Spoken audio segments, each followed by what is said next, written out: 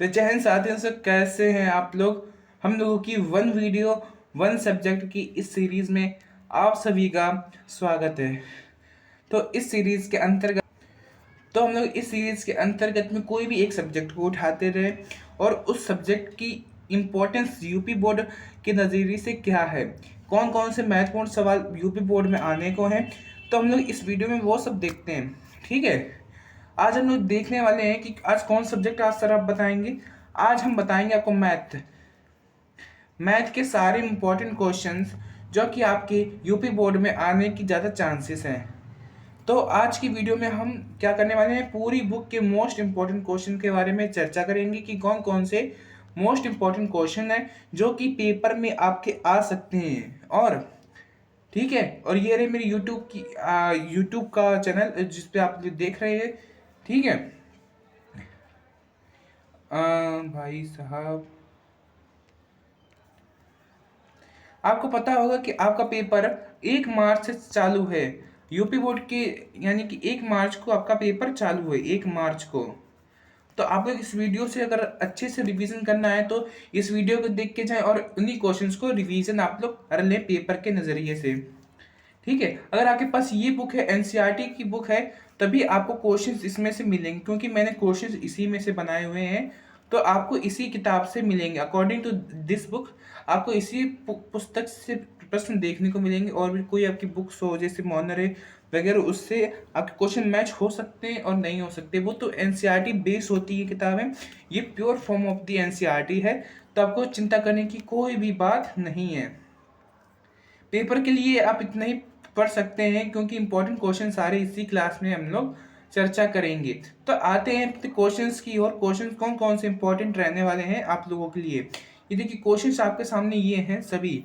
आपके chapter number 1 वास्तविक संख्याएं, चैप्टर नंबर 1 वास्तविक संख्याएं, ये भी है प्रश्नावली 1.1। आपको उदाहरण क्वेश्चन कौन सा उदाहरण कौन सा इंपॉर्टेंट रहने वाला है, पहला और तीसरा उदाहरण बहुत ही इंपॉर्टेंट रहने वाला है। प्रश्न कौन सा इंपॉर्टेंट रहने वाला है, 3, 4 और 5, 3, 4 और 5। प्रश्न वाली 1.2 के लिए आप ये देख सकते हैं प्रमेय कौन सी इंपॉर्टेंट है, प्रमेय नंबर 1.4 आपके लिए बहुत ही इंपॉर्टेंट है। और प्रश्न आपका ये इंपॉर्टेंट है, और उदाहरण नंबर 9 आपका बहुत ही इंपॉर्टेंट रहने वाला है। प्रश्नावली 1.3 में प्रश्न कौन से इंपॉर्टेंट रहने वाले हैं आपके लिए, प्रश्न कौन से इंपॉर्टेंट रहने वाले हैं, दूसरा और तीसरा प्रश्न आपके लिए very very important for your UP board examination class 10। फिर आते हैं फिर अपने बहुपद पे, चैप्टर नंबर 2 बहुपद, चैप्टर नंबर 2 बहुपद, प्रश्नावली 2.2। प्रश्न नंबर कौन से इंपॉर्टेंट रहने वाले हैं, 1 और 2। प्रश्न कौन से इंपॉर्टेंट रहने वाले हैं, 1 और 2। उदाहरण आपके कौन से इंपॉर्टेंट रहने वाले हैं, 5वां और 9वां उदाहरण आपके लिए बहुत इंपॉर्टेंट रहने वाले हैं। ठीक है, फिर अगला क्या हमारा, फिर अगला है हमारा प्रश्नावली 2.3। प्रश्न कौन से इंपॉर्टेंट रहने वाले हैं, तीसरा और चौथा प्रश्न आपके लिए is most important, is most important. ठीक है, और चैप्टर नंबर 3, चैप्टर नंबर 3 दो चर वाले रैखिक समीकरण, दो चर वाले रैखिक समीकरण में प्रश्नावली 3.1 में क्वेश्चन नंबर 1 आपके लिए बहुत इंपॉर्टेंट है। प्रश्नावली 3.4 में आपका ये सारा इंपॉर्टेंट है जितना मैंने लिखा है। प्रश्न नंबर 2 उदाहरण नंबर 15 और 16। प्रश्नावली 3.2 में प्रश्न कौन से इंपॉर्टेंट रहने वाले हैं, पहला, तीसरा, पांचवा और सातवां, पहला, तीसरा और सातवां और पांचवा। प्रश्नावली 3.3 प्रश्न कौन सा इंपॉर्टेंट रहने वाला है, दूसरा और तीसरा उदाहरण आप ये देख सकते हैं। पहला और तीसरा उदाहरण आपके लिए बहुत ही इंपॉर्टेंट है। प्रश्नावली 3.5 में प्रश्न कौन सा इंपॉर्टेंट रहने वाला है, दूसरा और चौथा। प्रश्नावली 3.6 में उदाहरण नंबर 19वां इंपॉर्टेंट रहेगा। प्रश्नावली 3.6 में प्रश्न कौन सा इंपॉर्टेंट रहने वाला है, प्रश्न नंबर 2 आपके लिए बहुत ही इंपॉर्टेंट रहने वाला है। तो इसको भी अच्छे से रिवाइज करना ना भूलें। ठीक है, जब तक आप रिवाइज नहीं करेंगे तब तक आपका कुछ नहीं होने वाला है, ये भी आप लोग जान के चलें। ठीक है, अब आते हैं चैप्टर नंबर 4 द्विघात समीकरण। द्विघात समीकरण में क्या इंपॉर्टेंट है, प्रश्नावली 4.1 प्रश्न नंबर 2 इंपॉर्टेंट है आपके लिए। प्रश्नावली 4.6 में आपके लिए क्या इंपॉर्टेंट है, प्रश्न नंबर 5, 5वां और 6वां उदाहरण कौन सा इंपॉर्टेंट रहने वाला है, 8वां, 14वां और 15वां, 8वां, 14वां और 15वां। प्रश्नावली 4.3 में क्या इंपॉर्टेंट है, प्रश्नावली 1 4, 5, 6, 7, 8, 9, 10, 11 ये आपके लिए इंपॉर्टेंट प्रश्न रहने वाले हैं। उदाहरण कौन सा इंपॉर्टेंट रहने वाले? उदाहरण नंबर 13 आपके लिए बहुत ही इंपॉर्टेंट रहने वाला है। प्रश्नावली प्रश्नावली प्रश्नावली 4.4 में क्या इंपॉर्टेंट रहने वाला है? प्रश्नावली 4.4 में पहला और दूसरा क्वेश्चन इज वेरी इंपॉर्टेंट। ठीक है। प्रश्न चैप्टर नंबर 5 में समांतर श्रेणी आपके लिए ये प्रेफर कर सकते हैं। जैसे कि प्रश्नावली 1.1 से 5.1 में उदाहरण नंबर ये आप तो तैयार कर लें, और प्रश्नावली 5.2 में आपके ये सब क्वेश्चन तैयार कर लें, और प्रश्नावली 5.3 में आप सब ये क्वेश्चंस तैयार कर लें। और इससे ज़्यादा समीकरण और आयु के प्रश्न ज़्यादा आते हैं आपके पेपर के नज़रिए से, तो इसको भी देखना ना भूलें। ठीक है। उसी प्रकार से त्रिभुज त्रिभुज काफ़ी बच्चों को पढ़ना अच्छा नहीं लगता क्योंकि वो थोड़ा कठिन हो जाता है क्लास 10th के हिसाब से, तो आप लोग को पढ़ना तो पड़ेगा, अच्छे नंबर लाने तो पढ़ना तो पड़ेगा। ठीक है। त्रिभुज में क्या इंपॉर्टेंट रहने वाला है? 6.1 में तीसरा, चौथा, पांचवा, छठवां, नौवां और 10वां आपके लिए इंपॉर्टेंट रहने वाला है। उदाहरण नंबर 7वां और 8वां इंपॉर्टेंट रहने वाला है। प्रश्नावली 6.2 में आपके ये सब इंपॉर्टेंट रहने वाला है। प्रमेय नंबर 6.6 जरूर पढ़ के जाना। फिर प्रश्नावली 6.3 में ये सब, और प्रश्नावली 6.5 में ये सब आपको अच्छे से तैयार होना चाहिए। प्रश्न नंबर 3, 4, 6, 7, 8 ये सब आपका तैयार होना चाहिए। फिर आता है निर्देशांक ज्यामिति। निर्देशांक ज्यामिति प्रश्नावली 7.1 से आता है आपका दूरी सूत्र। प्रश्नावली 7.1 से आता है आपका दूरी के सूत्र। उदाहरण के लिए 1, 2, 4, 5, 7, 8, 9 और 10।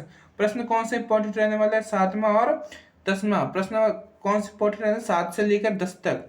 प्रश्नावली 7.2 में क्या इंपॉर्टेंट रहने वाला है? विभाजन का सूत्र इंपॉर्टेंट रहने वाला है। फिर उसमें प्रश्न कौन से इंपॉर्टेंट रहने वाले हैं? ये प्रश्न आपके लिए very very very important for class 10th UP board exam. ठीक है। फिर आता है प्रश्नावली 7.3। प्रश्नावली 7.3 में क्या इंपॉर्टेंट रहने वाला है? त्रिभुज का क्षेत्रफल। ये क्वेश्चन आप तैयार कर सकते हैं। ओके, हमारा 7 चैप्टर तक हो चुका है। 7 चैप्टर तक हो चुका है। फिर आता है हमारा 8वां चैप्टर।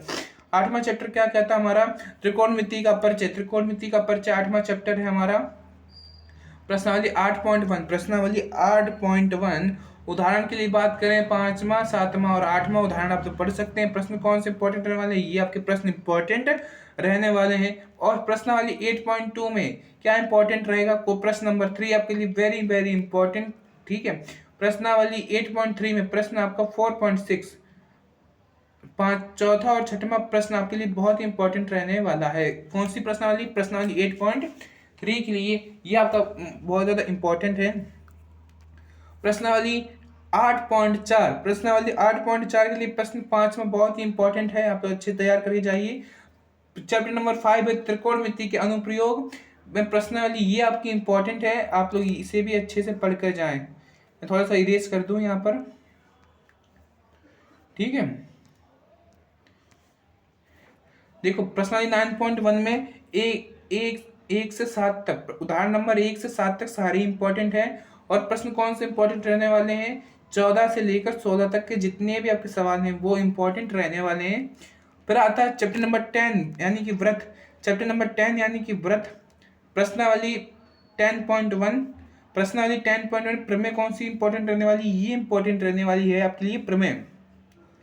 उदाहरण नंबर कौन से इंपॉर्टेंट रहने वाले? दूसरा और तीसरा उदाहरण आपके लिए बहुत ही इंपॉर्टेंट रहने वाले हैं। प्रश्नावली 10.2 प्रश्न नंबर कौन सा इंपॉर्टेंट रहने वाला है? ये आपके सारे प्रश्न इंपॉर्टेंट रहने वाले हैं। फिर आते हैं अगले चैप्टर पे चलते हैं।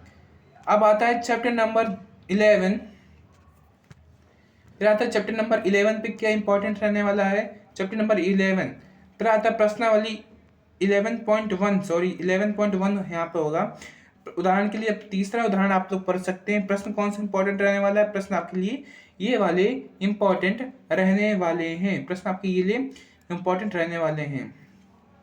प्रश्नावली 11.2 में आप इन प्रश्नों और उदाहरण को देख सकते हैं। और प्रश्नावली 11.3 में आप इन प्रश्नों को देख सकते हैं जो कि आपकी स्क्रीन के सामने हैं। ठीक है।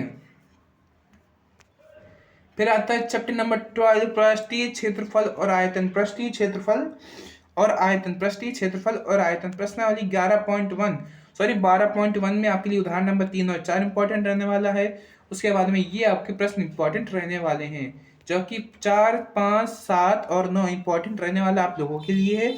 प्रश्नावली 12.2 यहाँ पे कर लीजिएगा, 12.2 यहाँ पे गलत लिख गया, 12.2, ठीक है। प्रश्नावली जो भी आपको पीडीएफ दी जाएगी उसमें आप सही कर लें। 12.2 में आपके लिए ये प्रश्न इंपॉर्टेंट रहने वाले हैं, और उदाहरण नंबर 6वां और 7वां इंपॉर्टेंट रहने वाला है। और प्रश्नावली 2.3 में उदाहरण नंबर ये इंपॉर्टेंट है आपके लिए, 9वां, 10वां और 11वां। प्रश्न की बात करें तो 5वां, 8वां और 9वां इंपॉर्टेंट रहने वाला है। और प्रश्नावली 12.4 में आपके लिए ये उदाहरण और ये प्रश्न आपके लिए इंपॉर्टेंट हैं, जो कि आपकी स्क्रीन के सामने हैं। ओके, फिर बात करें अपनी लास्ट पीपीटी की सांख्यिकी की, चैप्टर नंबर 13 सांख्यिकी। इसमें क्या है, स्टैटिक्स में क्या इंपॉर्टेंट रहने वाला है। प्रश्नावली 13.1 और उदाहरण के लिए ये आप लोग उदाहरण देख सकते हो, 3रा, 7वां और 8वां। प्रश्नावली 13.2 में प्रश्न ये इंपॉर्टेंट रहने वाले हैं, 3रा और 5वां। उदाहरण कौन सा इंपॉर्टेंट रहने वाला है, 7वां और 8वां इंपॉर्टेंट रहने वाला है आप लोगों के लिए।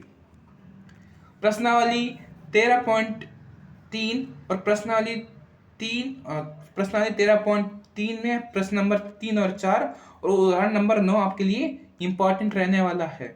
और आपकी chapter number 14, this is the last chapter of your book, last chapter of your book, उसके सारे ही सवाल इज मोस्ट इंपॉर्टेंट।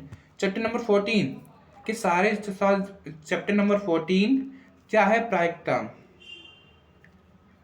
प्रायिकता के जितने भी सवाल हैं आपके दिए गए हैं, all questions are very important, all questions are very important, ठीक है।